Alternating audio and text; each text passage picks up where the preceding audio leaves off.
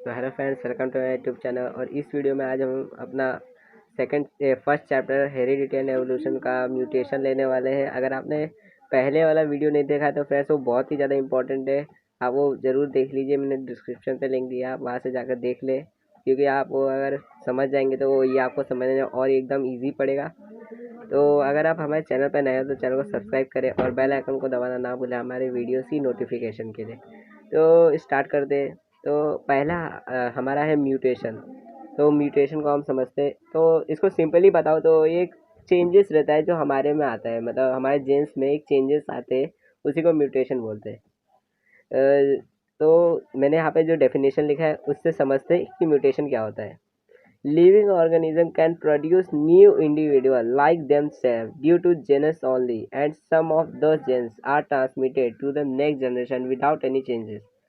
इसका मतलब ये है कि जो लिविंग ऑर्गेनिज्म मतलब जीव प्राणी है, वो अपने जैसे एक नए प्राणी को पैदा कर सकते हैं। मतलब अब हम इंसान है तो ह्यूमन एक नया ह्यूमन पैदा कर सकता है अपने जैसा ही, लेकिन नया। तो वो भी जेनस की मदद से, सिर्फ मतलब ओनली फॉर मतलब सिर्फ जेनस से ही ये हो सकता है। मतलब एक न्यू इंडिविजुअल नया ऑर्गेनिज्म अपने जैसा ही, मतलब उसी के जैसा जो ऑर्गेनिज्म पैदा कर रहा है, मतलब जिसका जो रिप्रोडक्शन कर रहा है उसी के जैसा नया ऑर्गेनिज्म पैदा होता है। और ये जो जेनस रहते हैं वो ट्रांसमिटेड होता है, मतलब ट्रांसफ़र होते हैं नेक्स्ट जनरेशन में। मतलब जो भी ऑर्गेनिज्म है उसके नेक्स्ट जनरेशन में ट्रांसफ़र होते हैं विदाउट एनी चेंजेस, मतलब बिना कोई चेंजेस के। मतलब अब वो समझ लीजिए कोई ह्यूमन बींग है तो उसका नेक्स्ट जनरेशन ह्यूमन ही होगा, उसका नेक्स्ट जनरेशन कोई एनिमल नहीं होगा या कोई जानवर नहीं होगा। तो वही बिना विदाउट एनी चेंजेस के ये नेक्स्ट जनरेशन में ट्रांसफ़र होता है ये जेनेस। तो और आगे लिखा है, due to this some of the character of parent are transmitted to their offspring. और इसी के वजह से कुछ कैरेक्टर मतलब बायोलॉजिकल कैरेक्टर, मैंने अगर पिछले वीडियो में बताया था, बायोलॉजिकल कैरेक्टर जो पेरेंट्स से ट्रांसफ़र हो जाते हैं उनके ऑफस्प्रिंग में, मतलब उनके बच्चे में ट्रांसफ़र हो जाते हैं पेरेंट्स से उनके कुछ कैरेक्टर, मतलब पेरेंट्स उनके कुछ कैरेक्टर है वो ट्रांसफ़र हो जाते हैं उनके ऑफस्प्रिंग में, उनके बच्चे में। और हावेवर समटाइम्स सडन चेंजेस ऑक्योरिंग दस जेनस। और कुछ टाइम पे मतलब कभी कभी कुछ सडन मतलब अचानक से कोई चेंजेस आ जाते हैं जेनस में, मतलब जेनस में कुछ अचानक से चेंजेस आ जाते हैं। Sometime any nucleotide of the gene change its position that cause a minor change which is nothing but a mutation. इसका मतलब ये कि कभी कभी कुछ जो न्यूक्लियोटाइड होते हैं, यहाँ देखिए यहाँ, तो ये जो न्यूक्लियोटाइड होते हैं जो डीएनए के ऊपर रहते हैं, तो ये जो न्यूक्लियोटाइड रहते हैं कभी कभी वो अपना चेंज कर देते हैं पोजीशन, मतलब इधर उधर पोजीशन हो जाता है और उसी की वजह से कुछ आ जाता है, मतलब कुछ चेंजेस आ जाते हैं। जो जो जो वो चेंजेस आते हैं और उसकी वजह से कुछ माइनर चेंज हो जाता है, मतलब छोटे मोटे कुछ चेंज हो जाते हैं। जो पोजीशन चेंज हुआ है उसकी वजह से कुछ माइनर चेंज आ जाते हैं, और वही जो माइनर चेंज आते हैं उसी को म्यूटेशन कहते हैं। और सम म्यूटेशन में बी माइनर बट सम में कंसिडरेबल। मतलब कुछ म्यूटेशन रहते हैं जो छोटे मोटे रहते हैं, मतलब वो उतने कुछ इम्पोर्टेंट नहीं है, मतलब अगर वो आए भी तो उससे कुछ प्रभाव नहीं होगा अपने ऊपर, असर नहीं होगा। लेकिन कुछ रहते हैं जो बड़े बड़े रहते हैं जिसकी वजह से हमें बहुत ज़्यादा प्रभाव होता है, जैसे कोई जेनेटिक डिसऑर्डर रहते हैं वो सब। तो म्यूटेशन में कॉज द जेनेटिक डिसऑर्डर। तो म्यूटेशन की वजह से जेनेटिक डिसऑर्डर होता है, मतलब हमने 9th स्टैंडर्ड में पढ़ा था जेनेटिक डिसऑर्डर। तो जेनेटिक डिसऑर्डर मतलब जो जन्म से हमें कोई बीमारी रहती है वो होता है जेनेटिक डिसऑर्डर। तो म्यूटेशन की वजह से ही होता है जेनेटिक डिसऑर्डर। तो जैसे सिकल सेल एनीमिया है वो उसकी वजह से हो जाता है, तो जेनेटिक डिसऑर्डर हो जाता है इसकी वजह से जब माइनर चेंज आ जाते हैं। और अगर छोटे मोटे चेंज आए, अगर माइनर चेंज आए तो कोई प्रॉब्लम नहीं है, लेकिन अगर कुछ बड़े चेंजेस आ गए तो वो थोड़े बहुत प्रभाव करते हैं, अपने अपने ऊपर इफेक्ट डालते हैं। और this is an ever lasting process, ये मतलब कभी ख़त्म होने वाला प्रोसेस नहीं है। जो म्यूटेशन है वो कभी ख़त्म नहीं होने वाला है, वो हमेशा चलते रहेगा। And it is one of the proof for Darwin's theory of natural selection. और जो ये म्यूटेशन है वो एक ऐसा प्रूफ है Darwin's theory of natural selection का। आपको ये नेचुरल सिलेक्शन का प्रूफ सिलेक्शन का मैं आपको बताता हूँ थ्योरी। उसका मतलब है, उसका यही मतलब है कि उसका ये थ्योरी था कि जो मतलब जो ज़्यादा ताकतवर है वही जिएगा, सर्वाइव करेगा, और उसी को नेचर सिलेक्ट करता है। ये डार्विन का था। तो ये एक वन ऑफ द प्रूफ था। ये जो म्यूटेशन है वो एक बहुत ही बड़ा प्रूफ था Darwin theory of natural selection का। तो म्यूटेशन का यही है कि म्यूटेशन में थोड़े मोटे चेंजेस अगर आए तो उससे कोई प्रभाव अपने ऊपर नहीं पड़ता, कोई इफेक्ट नहीं होता। लेकिन अगर बड़े हुए तो जैसे जेनेटिक डिसऑर्डर जैसे हो सकते हैं, जैसे सिकल सेल एनीमिया, और वो हमारे ऊपर मतलब वो एक बीमारी है, तो हमारे लिए डेंजरस बहुत है। और वो हमेशा, और ये जो म्यूटेशन प्रोसेस है, मतलब म्यूटेशन जो है वो एवर लास्टिंग प्रोसेस है, मतलब वो हमेशा चलते रहता है, चलते रहता है। वो कभी ख़त्म होने वाला प्रोसेस नहीं है, मतलब हमेशा म्यूटेशन होते ही रहता है। जैसे कि आप, हम में भी म्यूटेशन हुआ है, मतलब आप समझ लीजिए पिता से उसके बच्चे की हमेशा पूरी शक्ल तो मिलती नहीं है, कभी कभार उसकी शक्ल नहीं मिलती है, तो मतलब उसके साथ म्यूटेशन हुआ है, उसका म्यूटेशन हुआ है हमेशा। मतलब कभी कभार बाय चांस, मतलब समझ लीजिए उसका म्यूटेशन मतलब चेंजेस नहीं हुए, तो उसका चेहरा उसके पिता जैसा पूरा दिखता है। लेकिन तो हमेशा, ज़्यादातर तो हमेशा चेंजेस हो ही जाते हैं, तो उसकी वजह से उसके जो ऑफ स्प्रिंग रहता है, जो उसका बच्चा रहता है, उसका माइनर चेंजेस आने की वजह से उसका चेहरा थोड़ा चेंज हो जाता है। और वो माइनर चेंज होता है, उससे कोई हमें इफेक्ट नहीं होता, हमारा चेहरा थोड़ा बहुत चेंज हो जाएगा। तो वही म्यूटेशन मतलब है कि तो चेंजेस आ जाते हैं। वही तो हमेशा तो म्यूटेशन होता ही रहता है, क्योंकि बाय चांस ही कभी कभार म्यूटेशन नहीं होता है। तो म्यूटेशन का यही, अब हम अपना अगला पॉइंट देखेंगे। तो रुको, पहले मैं इसको रब कर देता हूँ। तो इसको रब कर देता हूँ, फिर हम अपना अगले पॉइंट पे चलते हैं। तो अब हम अपने अगले पॉइंट पे चलते हैं। अब हमारा अगला पॉइंट है एवोल्यूशन। तो अब हम अपना अगला पॉइंट लेते हैं एवोल्यूशन, जो इस चैप्टर का सेकंड पार्ट है। मतलब दो पार्ट में ये चैप्टर है, हेरिडिटी और एवोल्यूशन का। तो हेरिडिटी का म्यूटेशन तक ही है, तो अब एवोल्यूशन का पार्ट स्टार्ट हो रहा है। तो एवोल्यूशन का अगर मैं आपको सिंपल मीनिंग बताऊँ, तो एवोल्यूशन का मतलब होता है कोई भी धीरे धीरे चेंजेस आते हैं लिविंग ऑर्गेनिज्म के अंदर, वो भी बहुत समय के बाद, उसे एवोल्यूशन कहते हैं। मतलब उस चेंजेस को ही एवोल्यूशन कहते हैं। तो हम थोड़ा इसको डेफिनेशन को पढ़ के समझते हैं, क्योंकि अगर आपको पेपर में, तो आप खाली उतना तो लिख नहीं सकते, एक लाइन लिख नहीं सकते, आपको थोड़ा और लिखना पड़ेगा।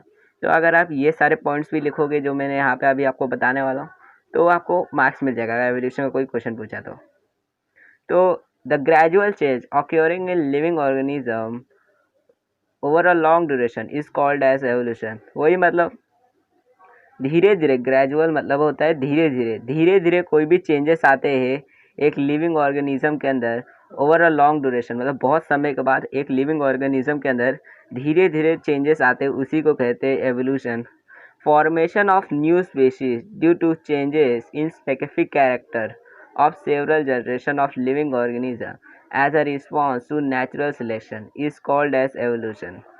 मतलब कि जो नए स्पीशीज बनते हैं, कोई भी नया स्पीशीज बनता है due to changes in specific character, मतलब कोई भी जो लिविंग ऑर्गेनिज्म है उसके अंदर कोई चेंजेस आते हैं, मतलब कोई भी उसके कैरेक्टर चेंज होने की वजह से जो नया स्पीशीज बनता है, वो एक रिस्पॉन्स है नेचुरल सिलेक्शन का। मतलब कि जो पुराना स्पीशीज है वो ख़त्म हो जाता है और नया स्पीशीज बन जाता है। जैसे अब हम एग्जांपल लूँ, तो जैसे हम ह्यूमंस का है, तो पहले हम जो थे, जो हमको पहले जो भी एनिमल थे, तो जो स्पीशीज़ था वो अलग स्पीशीज़ था, और उसके अंदर कोई चेंजेस आए, तो हम चेंजेस आकर फिर उसके अंदर कैरेक्टर चेंज होने की वजह से हम अब ह्यूमन बींग हो गए। तो अब हम ह्यूमन बींग हो गए, और पहले वाले जो कैरेक्टर थे, जो पहले वाले कैरेक्टर थे वो ख़त्म हो गए।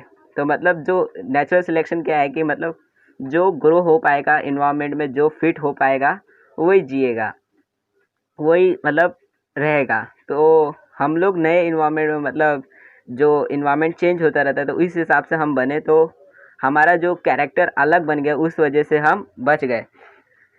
तो वैसे ही नए स्पीशीज़ का बनता है, मतलब कोई भी जो पुराना स्पीशीज़ है, मतलब पुराना जो स्पीशीज़ है उसमें कुछ कैरेक्टर चेंज हो जाते हैं, मतलब कोई भी छोटे मोटे जो बड़े कोई भी कैरेक्टर चेंज हो जाते हैं, और उससे एक नया फॉर्मेशन होता है एक नए स्पीशीज़ का, उसी को कहते हैं एवोल्यूशन। और वो भी तुरंत नहीं होता, मतलब बहुत सालों के बाद, मतलब बहुत साल लग जाते हैं। जैसे अब हम इंसानों का ले लो, तो हमें बहुत करोड़ों साल लगे इंसान बनने में, बंदर से। तो मतलब वही एवोल्यूशन का यही मतलब है कि ग्रेजुअल चेंज आते हैं।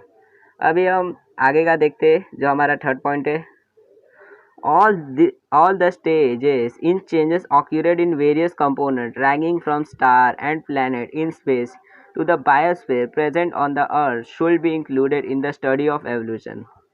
मतलब ये है कि खाली लिविंग ऑर्गेनिज्म के अंदर ही एवोल्यूशन नहीं होता है। मतलब जैसे स्टार है जो है उसके अंदर भी इवोल्यूशन होता है ना, जैसे कि पहले वो डस्ट पार्टिकल रहता है, उसके बाद वो ए, ए, आग का गोला बनता है, फिर उसके बाद वो उसका जो आगे आगे जो भी उसके स्टेजेस रहते हैं उसके हिसाब से, मतलब कौन उस हिसाब से जो भी उसके स्टेजेस रहती है इवॉल्व होता है। मतलब अब डस्ट पार्टिकल से फिर अलग में बनेगा, फिर उसका स्पीशीज बदलेगा ना। मतलब पहले डस्ट पार्टिकल के स्पीशीज का है, मतलब उसके प्रजाति का है, फिर वो अलग हो जाएगा।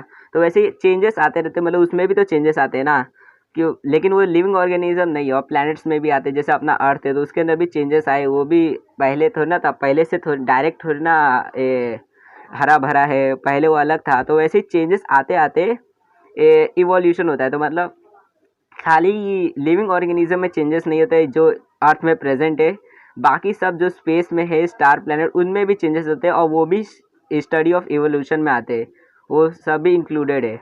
तो एवोल्यूशन का मतलब यही है, सिंपल सिंपल मीनिंग। अगर आपको कोई अगर पूछे कि एवोल्यूशन का मतलब क्या है तो आप ये बता सकते हो कि कोई भी चेंजेस आते हैं एक लिविंग ऑर्गेनिज्म के अंदर, वो भी बहुत समय के बाद, उसी को एवोल्यूशन कहते हैं।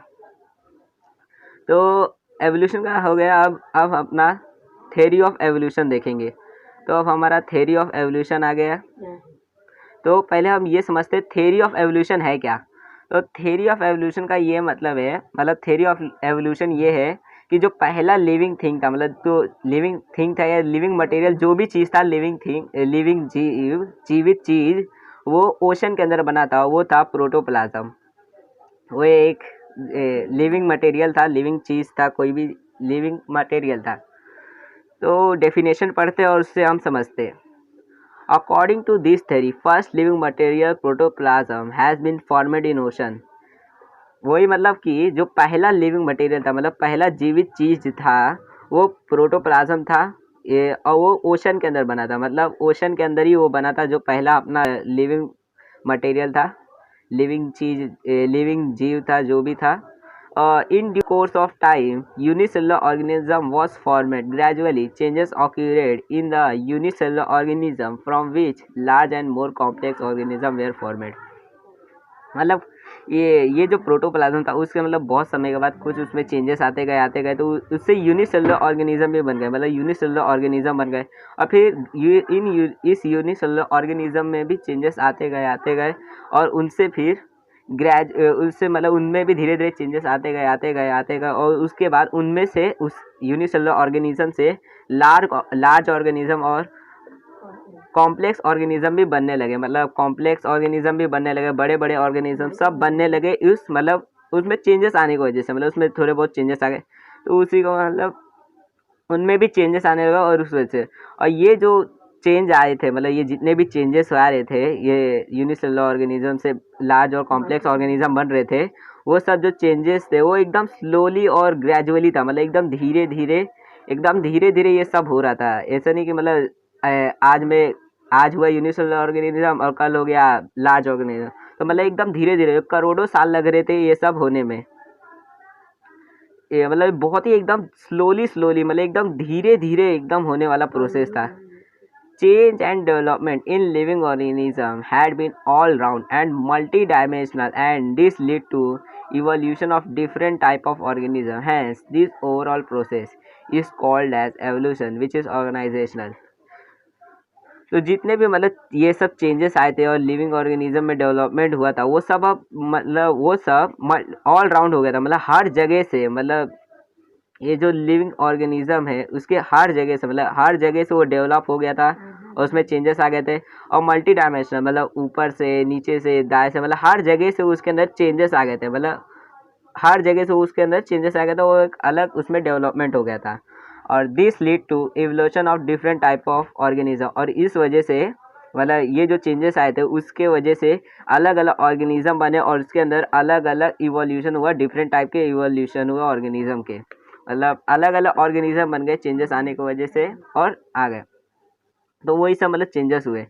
तो वही मतलब थ्योरी ऑफ एवोल्यूशन का यही साफ मतलब है। मतलब थ्योरी ऑफ एवोल्यूशन क्या है कि मतलब जो पहला लिविंग मटेरियल था वो प्रोटोप्लाज्म था, जो ओशन के अंदर बना था। और उससे फिर धीरे धीरे कुछ समय बाद यूनिसेलुलर ऑर्गेनिज्म बने, फिर यूनिसेलुलर ऑर्गेनिज्म से बड़े बड़े organism, large organism, complex organism भी बनने लगे। और फिर वो सब जो चेंजेस थे वो एकदम स्लोली स्लोली और ग्रेजुअली हो रहे थे, और उसी को मतलब एवोल्यूशन बोलते हैं। तो मतलब थ्योरी ऑफ एवोल्यूशन यही है, मतलब जो चेंजेस आए थे पहले ऑर्गेनिज्म के अंदर और उससे बहुत सारे ऑर्गेनिज्म बने, उसी को कहते हैं थ्योरी ऑफ एवोल्यूशन।